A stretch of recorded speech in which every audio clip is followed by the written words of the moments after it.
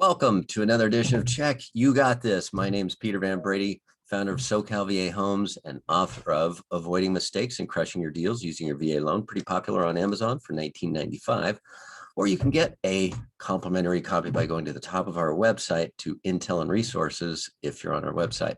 Today, we're going to talk about VA cash out loans, particularly to the high LTV of 100%.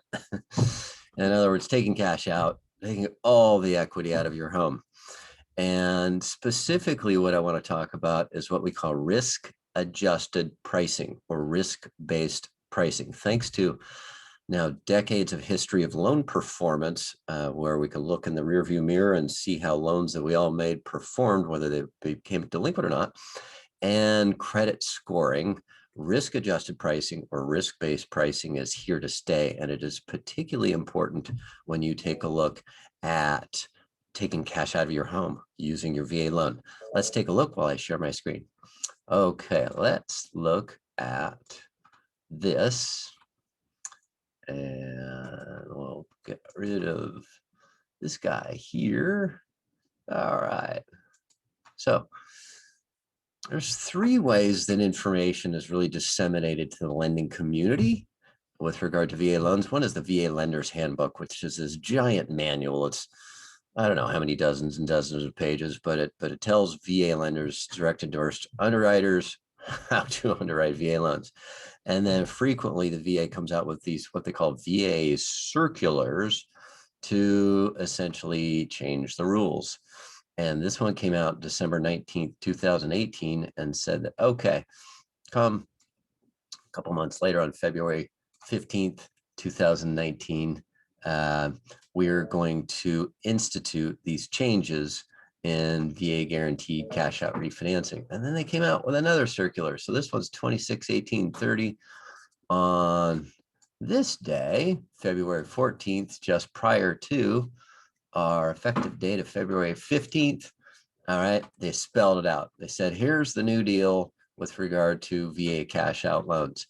And the most important part really is it affected all of our clients who are requesting these loans is right here. So all VA loans, particularly refinances, well, especially refinances, need to meet what they call the net tangible benefit test, or say that fast three times, NTB test. And in this case, the loan or loans need to meet all, excuse me, at least one of the following requirements. Most importantly, right down here in part G, they need to be less than or equal to 90% of the reasonable value of the home. And that reasonable value is notated in what's called the notice of value, which is created by the lender after reviewing, and actually the staff appraisal reviewer, SAR, at the lender after reviewing the appraisal and deciding that they like the integrity of the appraisal, the location of the comparable sales, the time that the comparable sales closed, and all that good stuff. So after this date, February 15th, February 15th, 2019, the whole game changed. It became much, much more expensive because of the way that all VA loans are sold into what we call Ginnie Mae securities. It became much more expensive to actually do a VA cash out loan in excess of 90%, all the way to 100%. So risk-based pricing came into play in a huge way. So let me give you an example here. Here's a menu sheet, so to speak, from one of our investors. Most lenders will not do a VA cash out loan beyond 90%. Some will. Our company is set up that we're direct lenders and brokers. We're very flexible about who we place our loans and essentially sell our loans to. And this particular investor says, okay, see if I can enlarge this a little bit.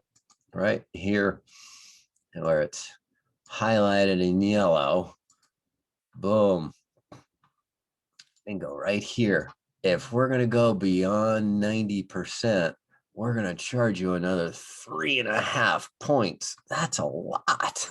That's a big number. Well, that doesn't mean it's impossible to do.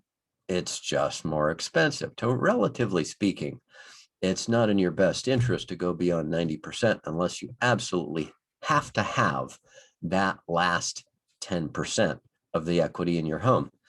And relatively speaking, if rates are very low, which they are as I record this in the summer of 2021, you can still get a great rate doing 100% VA cash out loan. It's just 3.5 points more with this particular investor than the alternative of staying under 90% loan to value. So that 3.5 points might equal to about, say, 5/8% on a rate.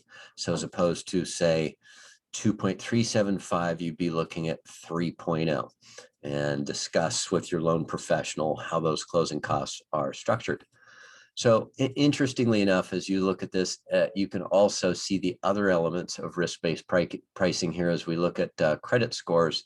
Very low credit scores are going to require a lot more in points, where if you've got a 720 credit score or better, that's going to actually give you a 0.5 point credit as it relates to fees. So that's essentially the name of the game when we take in an inquiry with regard to a 100% VA cash out loan solution. So the first thing we're going to do is look at your property value online and say, do you really need that last 10% of equity? Because it's going to be much, much better for you. If you don't, if you do need it, then we have those resources, investors, to produce a solution at 100% cash out for your VA benefit. So there you have it. I hope that was helpful. If you like this video, please subscribe. Also, if you're on our website and you have any curiosities about any topics with regard to using your VA loan, you'll find intel and resources at the top of the page. Covers some good stuff. Go all the way down to the bottom of any page. You'll see a white gray search window. You can search any topic on VA loans. And there you have it. I look forward to talking again real soon. Okay, talk to you soon.